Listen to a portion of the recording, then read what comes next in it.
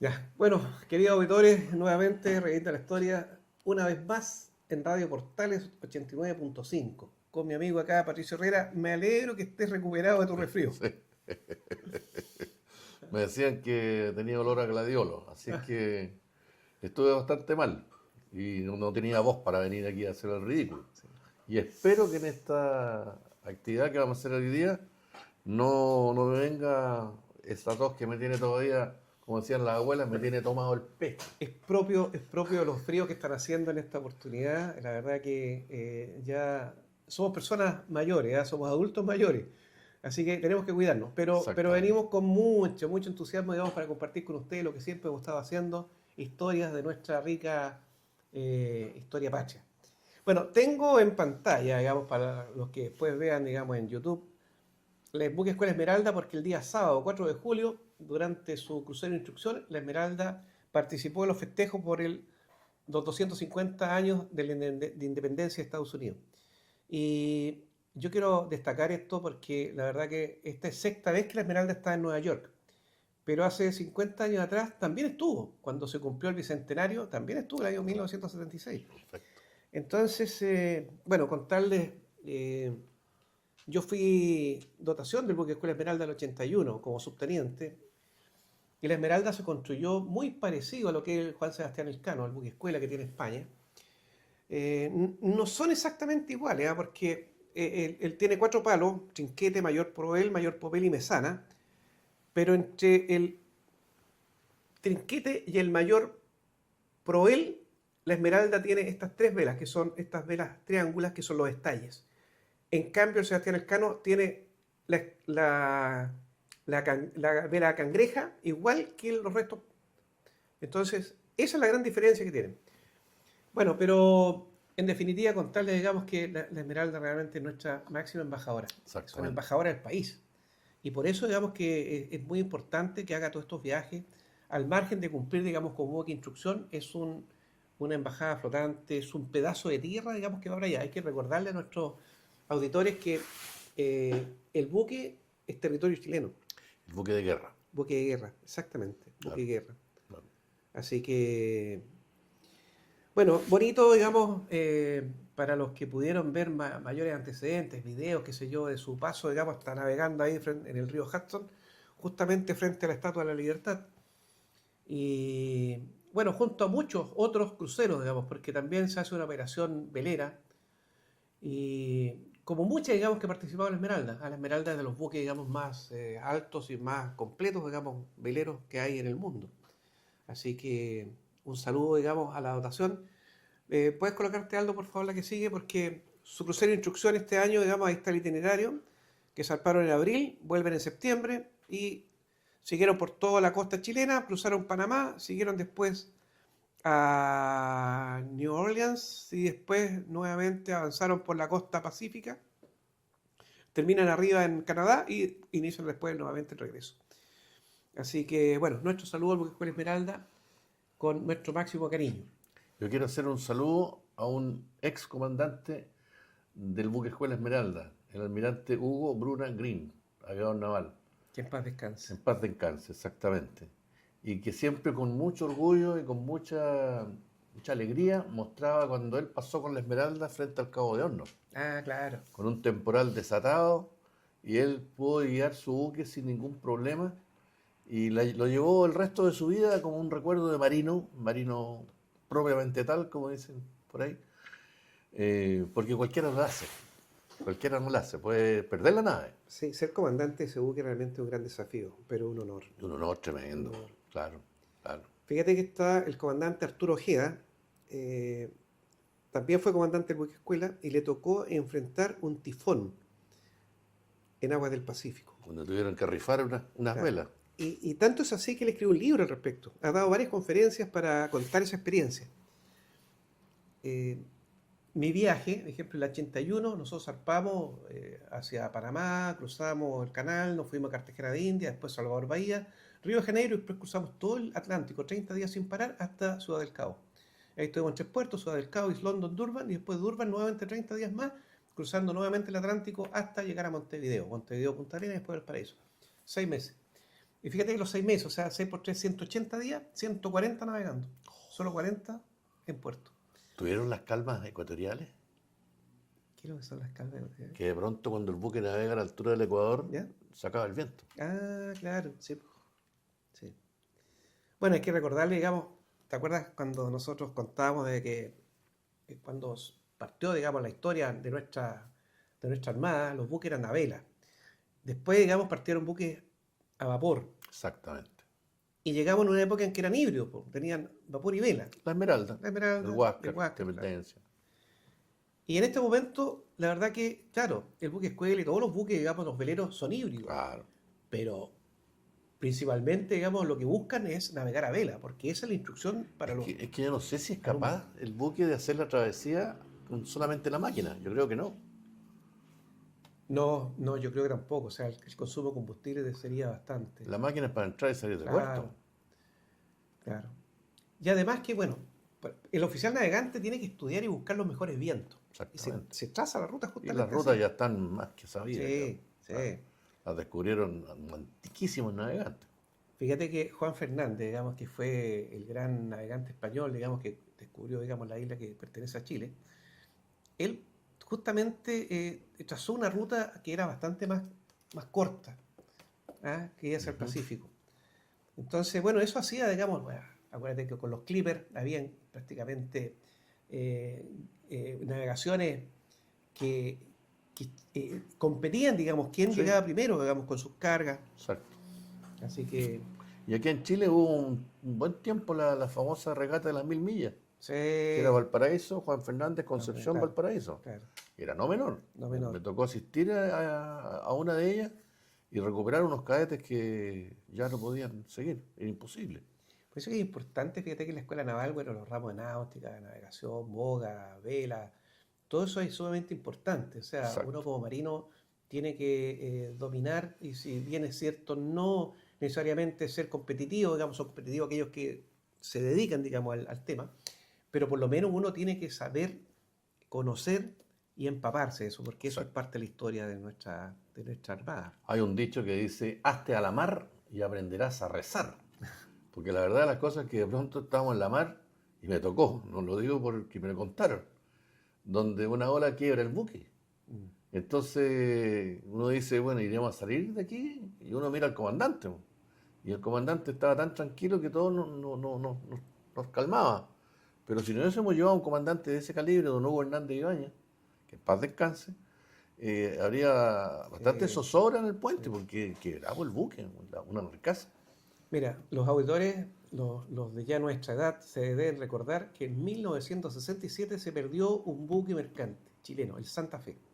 Exacto, Se supone que el Santa Fe se fue por ojo. claro, O sea, entre tanta, digamos, este cabeceo, digamos, el cabeceo de repente va y no logra recuperarse, digamos, y se va y se hunde completamente. claro. Con la Corporación Patrimonio Marítimo estamos financiando, fíjate, una eh, investigación para poder dar con ese buque.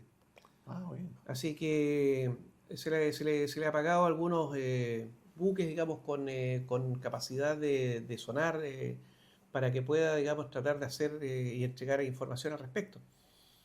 Pero tenemos, bueno, el naufragio del Vaporitata. Murieron mucha gente, claro. uno de los naufragios, digamos, bastante grandes, digamos, que ha tenido la Marina chilena.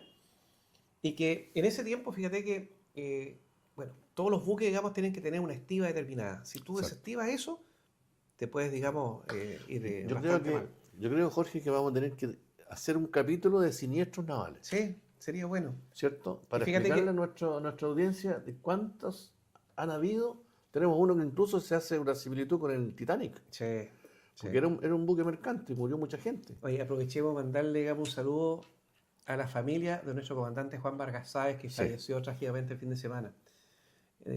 Lo fuimos a despedir, digamos, días atrás. Y él tiene un libro, él sacó un libro, su libro, digamos, es Naufragio en la costa de Chile. perfecto. Vamos a sacar entonces, vamos a apoyarnos en ese libro cuando Claro, trabajemos los desastres navales, porque no son errores humanos, son errores, ni siquiera son errores técnicos, simplemente a veces son las fuerzas de la mira, naturaleza. que son más allá de lo que uno imagina. Claro, Piensa tú que la última conferencia que como Academia de Historia nosotros trabajamos, que fue la que desarrolló nuestro académico Javier Vargas, sobre el comandante Francisco Hudson, Correcto. chilote, que le entregó mucho a la Armada, hizo mucho levantamiento hidrográfico y que lamentablemente se perdió en un naufragio y nunca más fue ubicado. Exactamente. Así es.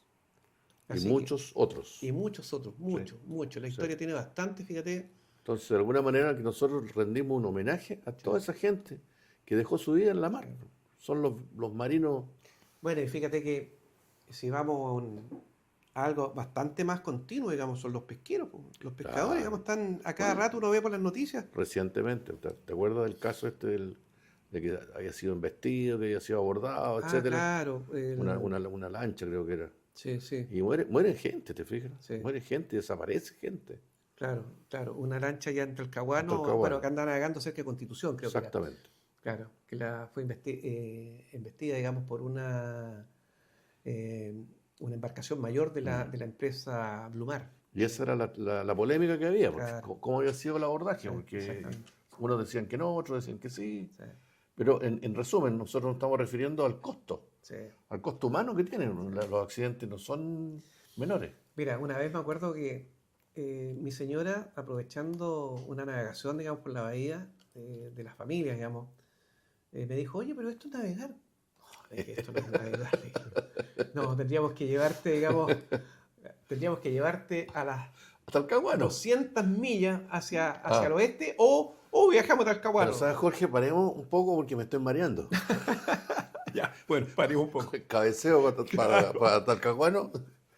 Cada temporal que uno se encuentra de aquí a Talcahuano. Increíble, uno dice, pero si está Talcahuano, sí, pero Talcahuano. ¿Sabes que uno pasa la punta ahí de donde está el Punta Y Ángeles? comienza el baile. Está comenzado. El cabeceo. Y cuando uno navega a barcaza, como me tocó a mí, Bueno, ¿te acuerdas cuando nos clasificaban el grado de cinetosis? Claro, La gran mayoría claro. tenía grado de cinetosis 1, que Uno. significa que uno comienza a sentirse mal, pero lo supera. Exactamente. Lo supera y después sigue. Y después, claro, pero hay personas que siguen. Claro, sí. Y hay otros maravillosos que no les pasa No pasa nada. Pero son los menos. Son anormales positivos, porque el del mareo es un problema de los otolitos. Sí. Pero lo vamos a explicar en otro programa que va a ser especialmente para marearnos. Está bien. Vamos a pasar a un tema bastante más serio. Un día 7 de julio, recién pasado tuvimos el 7 de julio, de 1927 se cumplen 99 años de la tragedia de Alpatacal. Mira. Y esta tragedia nos afectó a la Armada, afectó al Ejército de Chile y a través del Ejército nos afectó a todos los chilenos. Era la celebración del centenario de la independencia argentina y el natalicio de Bartolomé Mitre. Ya. Entonces el presidente de Argentina, don Manuel Alvear, invitó a la escuela naval junto a las escuelas militares de Uruguay, Paraguay y Brasil. Así que imagínense ustedes, el festejo fue de proporciones, a que fueran a Buenos Aires a desfilar para esta celebración. La delegación era de 200 cadetes de la escuela militar, al mando del director, que era un general de brigada, don José María Barceló Lira. Salieron en ese tiempo en tren, que salía de Puente Alto. Llegaron a Mendoza y el día 7 de julio, por la mañana, salieron rumbo a Buenos Aires. Frente a una pequeña estación ferroviaria que es Alpatacal, cayó una niebla muy, muy, muy espesa. Y venía un convoy desde Buenos Aires. Hacia Mendoza y no se alcanzó a hacer el cambio de las vías. Ya, perfecto. Entonces los dos convoys llegaron por la misma vía y se produce un choque que es el accidente más grande que se registra en la historia ferroviaria argentina. Nada menos. Mira, para los que nos ven en las redes sociales, ahí hay una foto de cómo están los restos. Los restos, digamos, de los vagones, digamos. Claro, ahí están las ruedas, ahí Claro. está el vagón destruido, incendiados, se incendiaron varios. Imagínense ustedes, y esto fue de noche, porque era muy temprano, así que los cadetes estaban acostados. De repente sintieron el tremendo impacto. Los que se salvaron fueron los que iban en los vagones de la cola. Los que murieron, porque murieron nada menos que 12 cadetes. De 30 muertos que hubo en general, 12 eran cadetes chilenos. Apenas se produjo el choque y los oficiales de ejército se dieron cuenta de lo que había pasado, ordenaron vestirse a los cadetes. Los cadetes se vistieron rápidamente y la consigna era rescatar el máximo de cadetes que estaban entre medio de estos fierros. Claro. Así es que los cadetes y los oficiales, según las crónicas de la época, dicen que muchos actos heroicos hubo de cadetes y oficiales que rescataban a sus compañeros de entre las ruinas de los fierros fierros. y quemados y todo de noche. Ujú. Incluso, fíjate, el estandarte nacional estaba sepultado debajo de los restos, fue rescatado. ¿Qué habría supuesto cualquier persona que piensa que la lógica tiene que manejar estas cosas? Que hasta ahí nomás Hasta ahí nomás llegó esta cosa, claro, y la se escuela devuelve todo a se Chile. devuelve Claro. a Chile, justamente, a la escuela, y traer los cadáveres Claro. y entregarlos a su familia. No, señor. No, señor. La escuela naval va a cumplir, Militar. claro, la escuela militar va a cumplir el compromiso que tiene. Y continúan a Buenos Aires. Y dicen las crónicas de los periodistas que fue tan impresionante porque el director ordenó que la escuela desfilara, pero que no se cubrieran los 12 Puestos espacios donde de los estaban, cadetes ok. fallecidos como un homenaje a esos cadetes. Que Pero ¿qué pasó con eso? Que el cadete que iba desfilando con su fusil y con el espacio vacío, le iban corriendo las lágrimas. no sabía que ahí tendría que haber estado su amigo. Claro, entonces iba con un paso viril, Mm. masculino, pero no podían evitar la emoción de que él no va aquí, mi compañero, en la Armada, en el Ejército, en las Fuerzas Armadas, la camaradería es base, Claro, fundamental. es la base, la camaradería y la disciplina. Así es que la parte de camaradería estaba pero resentida, y la gente, los civiles argentinos se daban cuenta. Hay un titular muy bonito donde le hacen un homenaje. Muchachos chilenos, Claro, nuestro pueblo nos acompaña en su dolor. en un diario bonaerense, tuvieron que publicarlo porque era impresionante ver a estos mocosos jóvenes, 19, 18, 17 años, con hidalguía, con fortaleza, enfrentando el dolor que significaba desfilar sin sus compañeros. Fíjense ustedes que ha quedado esto como una hoja brillante en la historia pacífica, porque no es de un hecho de guerra, del ejército, tanto así que en la escuela militar está el patio al Patacal. Para acá. Y el próximo año son los 100 años. Imagínate, sí, pues. Así es que yo creo que la celebración va a ser potente, Jorge. Qué ejemplo de sobreponerse a la adversidad. Fortaleza. Claro, Esa es la fortaleza. claro. Entonces, quisimos hacer un recuerdo porque hay quejas de muchos militares que dicen, y esto pasó al olvido, y esto nadie lo recuerda, salvo tal persona. Bueno, este programa, desde esta vereda, Ese es el está propósito del programa, mostrándonos- reír la historia. Exacto, Claro. está reviviendo la historia, Sí, exactamente. lógico.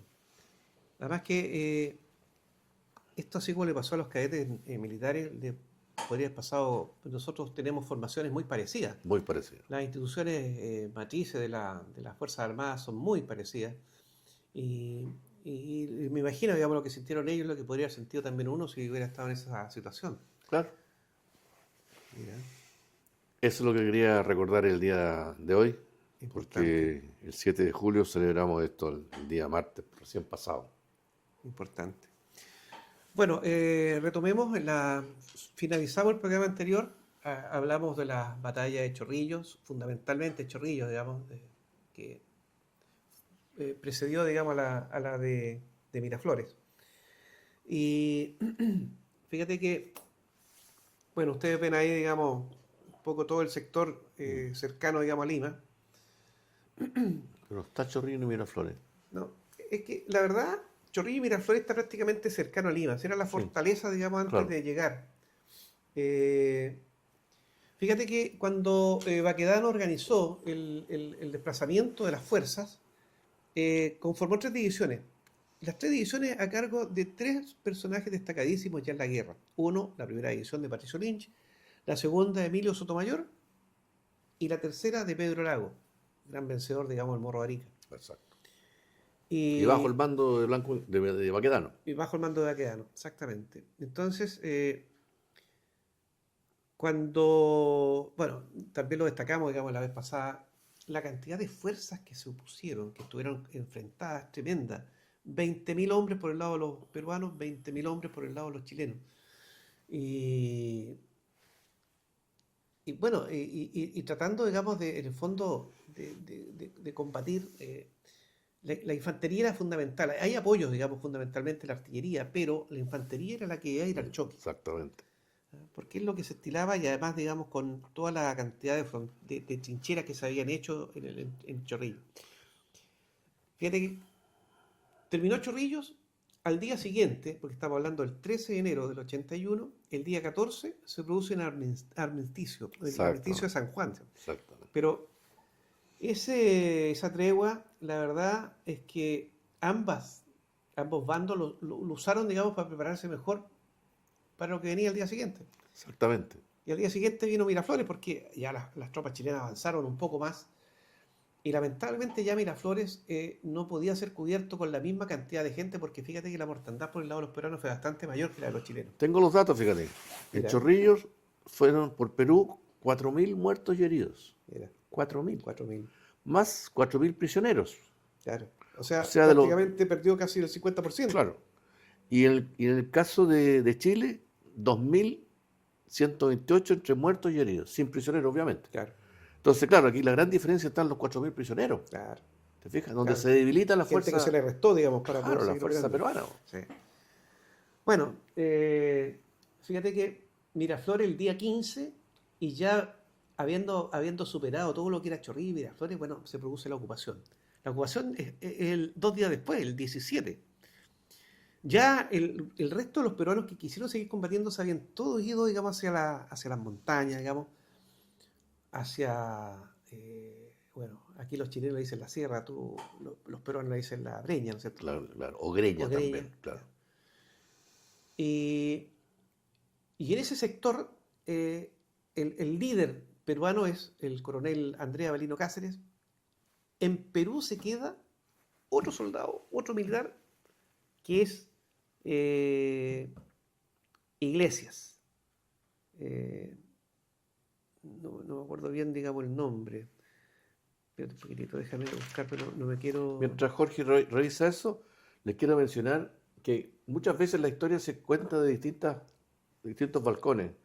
Y cuando se habla de Perú, de repente no valorizamos lo que significó para Perú la defensa de Lima. Fíjense ustedes, de 20.000, 7.000 muertos. 7.000 muertos. ¿Cómo combaten los peruanos? Entonces merece respeto el soldado peruano. Son 7.000 bajas. ¿Eh? Piensen ustedes que de 20.000 hay 7.000 personas que desaparecieron.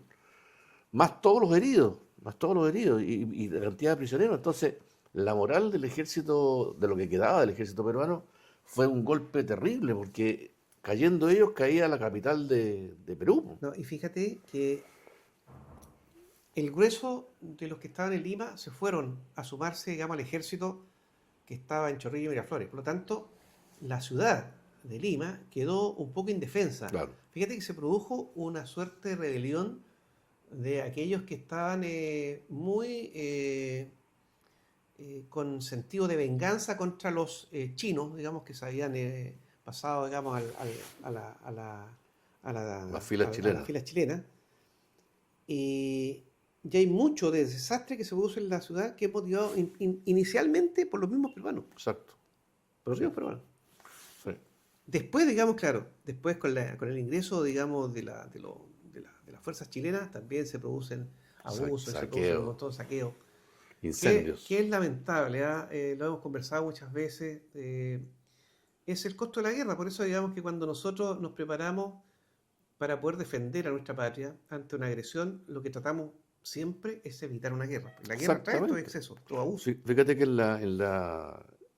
como corolario de la ocupación de Lima, quedan muchos bomberos extranjeros muertos, Sí. que fueron muertos mientras trataban de apagar los incendios. Sí. Entonces, ahí es donde las pasiones se desatan. No digo de parte de quién, sino que simplemente el hecho en sí, que es efectivo, es que estas personas extranjeros que están tratando de apagar a balazo. Sí. Sí. Fíjate que estudiando un poco la historia, ahí señala que Patricio Lynch asume como gobernante en jefe de la ocupación a mediados de año. No lo hace inmediatamente. El 17 de junio de 1881 asume específicamente Y se mantiene hasta que firma el Tratado de Ancón. Exacto. Más de 2 años, digamos, a cargo. Y con una tarea, pero tremendamente importante, porque vino a poner el orden que se requería. Exactamente. Y yo creo, digamos, que buscando a la persona adecuada, dieron con él. Y por eso que él, en el fondo, se han escrito varios libros, el que nosotros siempre citamos, El último virrey del Perú. Sí. Eh, no solamente dicho por los chilenos, dicho por ellos mismos. Que es el valor que tiene ese Sí. libro, que es reciente, hace poco salió a Sí. la luz pública.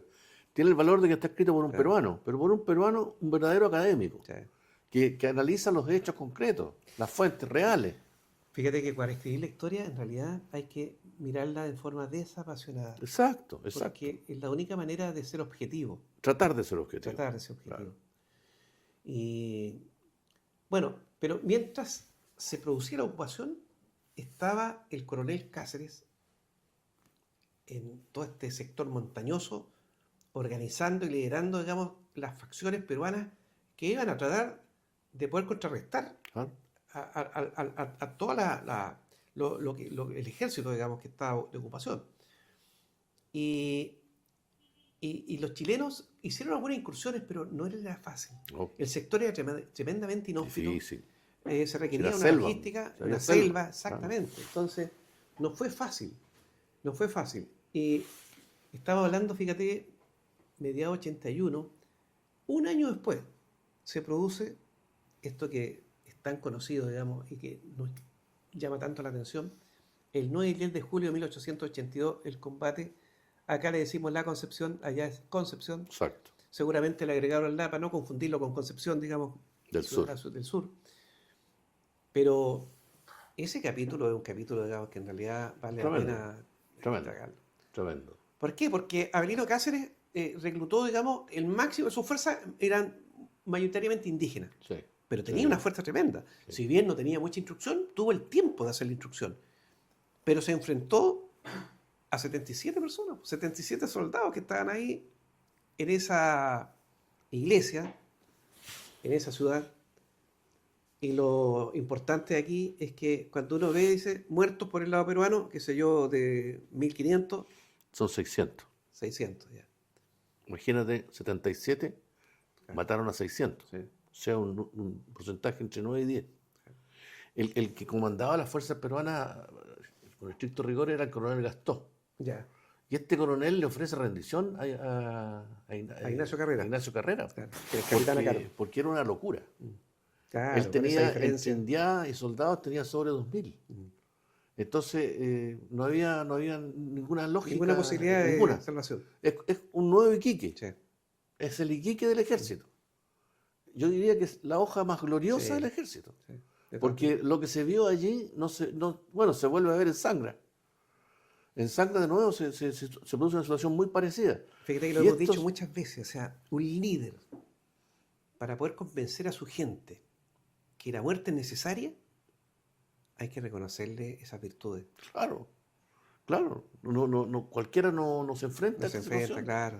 Y bueno, y cuando esto ya está tan archidicho, pero espero que haya jóvenes que estén viendo este programa para que escuchen esto que ocurrió en ese lugar. El coronel le ofrece la rendición a estos 77 hombres y Carrera, que a todo esto Carrera ya era capitán, pero no alcanzaron a llegarle los despachos, así que él no sabía que era capitán, así que él combatió de teniente, pero era un capitán, ya estaba ascendido a capitán.